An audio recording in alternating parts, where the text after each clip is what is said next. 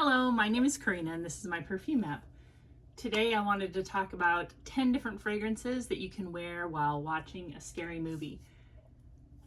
When I'm thinking of watching scary movies, I'm imagining myself at home, under a blanket, with my family, cozied up, there's popcorn, it's kind of a planned evening. I'm not really imagining going out to the theater, only because I don't really go to the theater to see scary movies because some of my family members aren't really that into it, so it's good to have like an escape route if the movie gets too intense.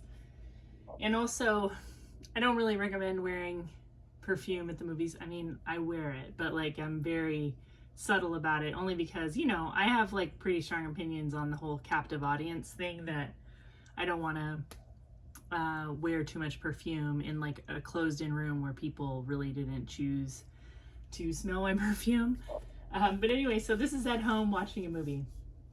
I broke these up into two categories. One would be like cozy perfumes, and one would be perfumes that I think either the victims or the perpetrators in the scary movie might be wearing. So for cozy perfumes, the first one I picked out is Faraway Gold by Avon.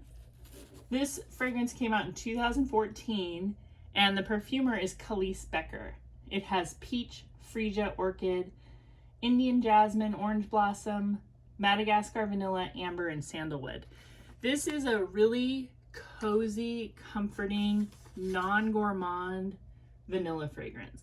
Even though you see that there's a lot of gourmand notes like peach and vanilla, it's got a beautiful orange blossom in there. I think that Calice Becker really likes orange blossom. Like, if her most popular one is probably Love Don't Be Shy. But this is gorgeous. This is smells a little vintage, even though it's only 10 years old. And it just has like a really interesting opening and a beautiful fruity vanilla dry down that just manages to not be bakery smelling. It's sort of bakery smelling. It's exactly the kind of gourmand that I like, where it's like it has gourmand notes, but you're not actually smelling like a cake. This is about $12 a bottle. There's a whole Faraway line by Avon, but this is super cozy. I think anybody you were sitting next to would feel comforted by this scent. You will feel comforted by this scent if you're watching scary movies. And yeah, tell me in the comments if you have ever worn any of the Avon Faraway fragrances. The next one I have is Guess 1981 Indigo. This is pretty new to my collection, but I am really happy with it. This is an interesting fragrance because it's kind of clean and musky, but also has a Pinot Noir note. So this is from 2018. There's C notes, fig and lilac, iris, blue lotus, narcissus, red wine, Pinot Noir, grapes, Atlas cedar, and Haitian vetiver. Kind of very modern smelling notes. I think this is underrated. I mean, a lot of people like it, but I think that this is really good. I think that this would rival a lot of niche or designer fragrances. But this definitely smells like a cozy night at home where maybe you're having a little bit of wine. I personally do not indulge in wine, but I used to. I mean, I know what Pinot Noir is. And you get that. There's kind of just like a slightly boozy, but still like musky, kind of earthy, a clean, floral scent. Very comforting. I think very people-pleasing. A good cozy up to a movie fragrance. The next one I have is pretty new to me, and I'm absolutely crazy about it already. This is Couture Couture by Juicy Couture.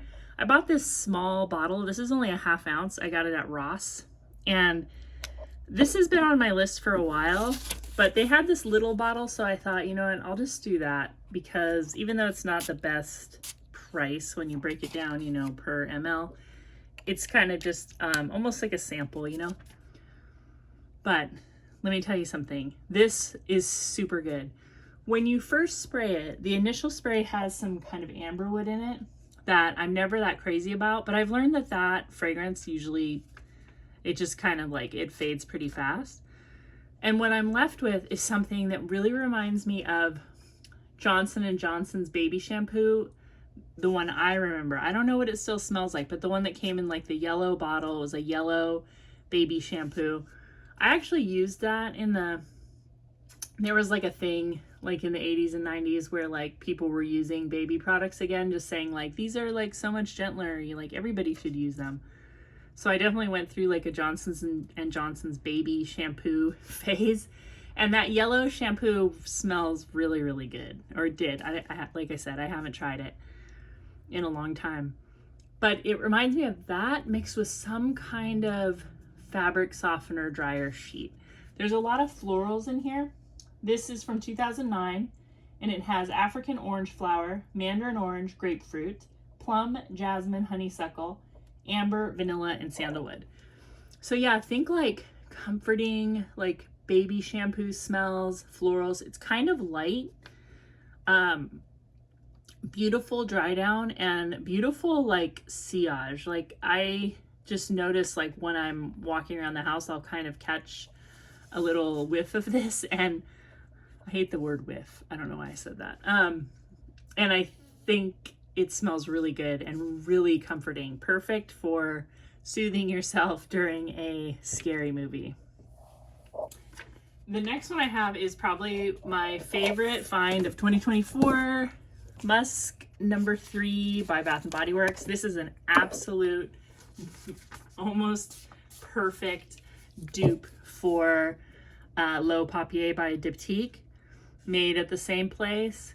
I'm telling you, if you like L'Eau Papier, you owe yourself to find a bottle of this. If Bath & Body Works still has it, like definitely get it. And the crazy thing is, I wanted to confirm this to myself, so I ended up buying a sample of L'Eau Papier, which I think I paid $7.99 for, and I paid $5.95 for like this whole, I might have even paid $4.95 for this whole 8-ounce bottle. So shout out to Bath & Body Works. But anyway, this is from 2024. It has musk, rice, milk, and mimosa. Gorgeous, the most comforting. Even with those notes, it doesn't let you know that really this is like a clean laundry skin scent that's got something a little extra. It's got like this comforting grain, papery, mimosa, rice note, musky. It is so gorgeous. There's nothing I can think of that's more comforting. It's absolutely unisex. In fact, I was wearing this in the car, went to pick up my husband, and like halfway home he looks at my son and he's like, "You smell really good. What are you wearing?" And he's just like, "I'm not wearing anything." And then he's like, "Oh, I guess it's mom." And it's beautiful. Beautiful, beautiful. And I have actually a suggestion for like a more masculine version of this. I am so happy to report that this little oil that costs $2.50 from Gary, Indiana's The Scent For You is a very, very good dupe for the Real Deal Amouage Reflection Man. I mean, almost undetectable difference. And to check myself, I put it on my son and asked him. He just shrugged his shoulders and said they're the same. And his nose, I think, just, you know, it's like more youthful than mine, obviously. And he will tell me, like, "Mom, those don't smell the same." And I hear it too sometimes from comments on my videos, like, "What are you talking about? Those don't smell the same." So I got a second opinion on this one. Reflection Man. Now, the crazy thing is I think that Reflection Man smells kind of like a masculine version of Diptyque's L'Eau Papier, even though L'Eau Papier is considered unisex. I think it's fair to say Reflection Man was intended for a man, but I wear this oil. I spray this sample happily. I think it's so beautiful. It's from 2006. The perfumer is Lucas Suzak. I hope I'm saying that right. Suzak. It's got rosemary, pink pepper, petitgrain, jasmine, neroli, orris root, and lang lang. The base notes are sandalwood, cedar, vetiver, and patchouli, which sounds nothing like L'Eau Papier, but trust me, they both have this skin laundry scent.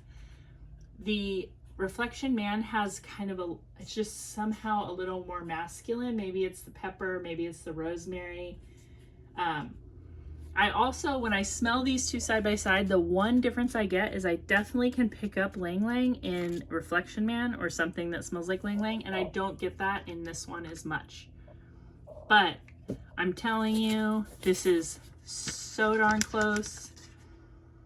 This is such a good deal. This is another thing that I'm really proud of myself for getting this year. This $2.50, the Scent for You Reflection Man Amouage dupe oil. It's great, and if you decide to buy it, I'm happy to save you some money. I don't know why this is this way, but I have found that a lot of Middle Eastern scents, like this says it's from Oman, right?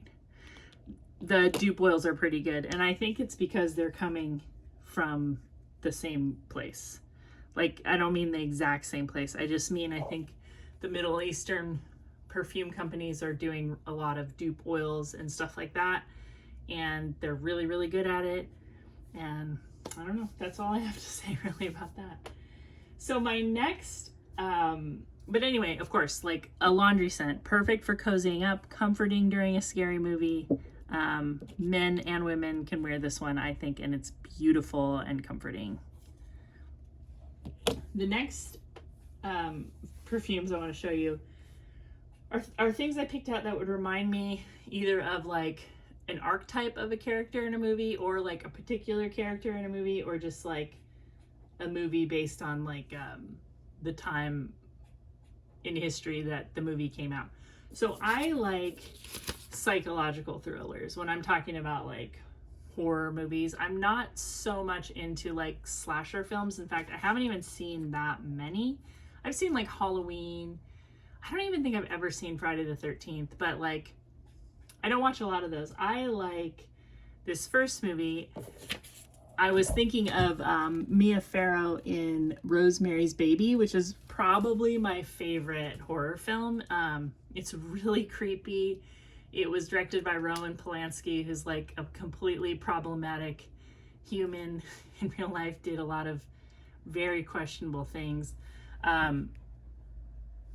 This is Estee by Estee Lauder, and I think that Rosemary, the character, would definitely wear something like Estee by Estee Lauder. Now, in the movie, she said in a pharmacy scene that she was wearing Decima, which is a fragrance by Revillon. I don't have that, but I want that because I want to know what Rosemary from Rosemary's Baby was wearing. But, you know, Mia Farrow had, in the movie, she gets this very, like, chic looking pixie cut from Vidal Sassoon, and she just seems kind of artsy and modern and cutting edge. Her husband in the movie is an actor, like a Broadway actor. But Estee, so good.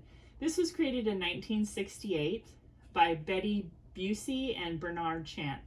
It's got aldehydes, coriander, lily, lang lang, tuberose, lemon, raspberry and peach, honey, carnation, lily of the valley, iris, orris, jasmine and rose, oak moss, sandalwood, styrax, and cedar.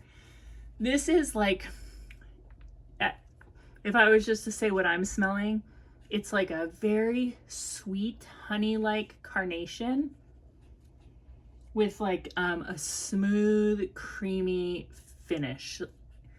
It smells angelic. It smells like the ultimate clean girl who's also arty, wealthy. It's so beautiful. And I can absolutely see Mia Farrow in this. So Mia Farrow, if you're watching, just tell us what perfume you wore when you made Rosemary's Baby. The next one I wanted to show is Jovan Musk. And I was thinking of the movie Halloween. Why am I blanking on her? The actress's name, Jamie, you know. She was the one Michael Myers was really after. Is it his sister in the movie? Oh boy, I'm really making myself seem uncool. But anyway, Jovan Musk, I think this is what she would be wearing from 1972. An aldehydic musk with florals. awesome. Still smells super modern. Probably one of the best Your Skin But Better out there. If you were around in the 80s, you knew your friend's mom wore this. Like somebody's house just smelled like this. I love it. This one is like perfect as far as my memory goes, and it's, people will say that you have to get the one with the orange cap. The orange cap is the one. It's about $10 a bottle. Anyway, why am I not remembering her name? You know what? I'm gonna put it across the screen. But yeah, the next one I wanted to talk about, or actually two, would be Fantasy by Britney Spears, because I think like if you do watch a teen slasher film, there's always like this cute, bubbly female character who, you know, like, oh, she's going down. She's going down early in this film. Like she's just too like ripe for the picking for like the psychopath in the movie. And Britney Spears Fantasy just smells like that girl to me. I like this perfume actually quite a lot, despite it being super gourmand and super sweet. I just think it's like energetic. It's got like a positive feeling. And I definitely think that the first one to go in a slasher film, she's wearing this. Another one is kind of a bonus that I wanted to show you. I just got this at Ross for $19.99. Thought that was pretty good. I mean, I was surprised that it was at Ross already, because I think it just became available on Amazon, and this is the Candied Fantasy.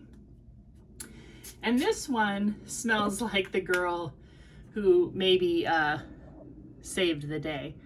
This one is not nearly as sweet and innocent. This is a little bit more subdued. Like this character has her head on her shoulders, maybe more than she's even given credit for, and she saves everybody.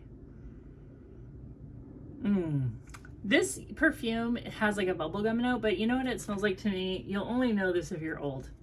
There was like these, I don't think they were called lip smackers. I can't remember what they were called, but they're in like a metal tin, and there was like a watermelon one and a bubblegum one. Those are the two I remember. Those are the two I think that I had. This smells like that bubblegum lip gloss that came in like, it was like a brass colored tin.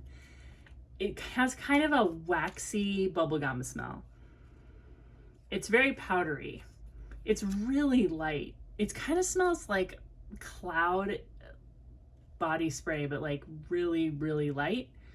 I'm actually surprised at how not strong this is, because most of the fantasies are pretty strong. But anyway, I could see somebody in a slasher film wearing something like that. The next one I have is Chanel No. 5. And I think Chanel No. 5 is a perfect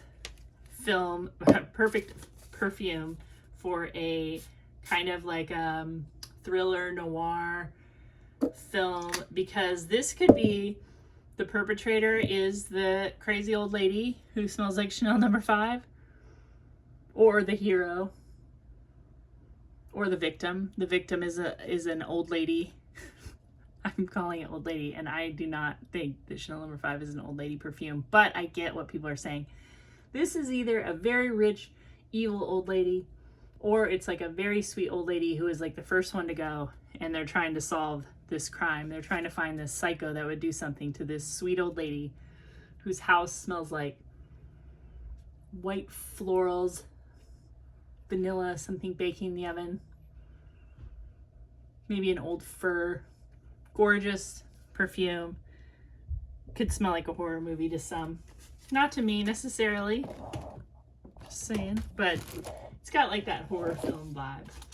And the last one I have, I think would smell perfect if you're watching like a vintagey old like Dracula, something like that, or Nosferatu, or like there's those old black and white Dracula movies with like Bela Lugosi that I used to watch with my dad. Maybe there's not like a whole lot of dialogue. There's just a lot of creeping around in castles.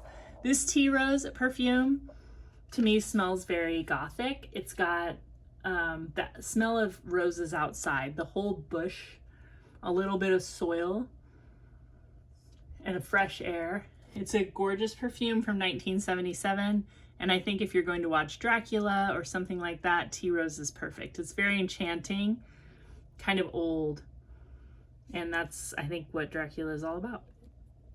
Anyway, these are all the fragrances that I picked out for the horror film festival. What is your favorite horror movie? I know that Bo from Talk to the Hand has mentioned that she really likes Evil Dead 2, so that is on my list today. But what do you like? I kind of like either weird movies like kind of like what did we used to call them, B movies back in the day, but like Basket Case, and then I love Rosemary's Baby. I like The Shining.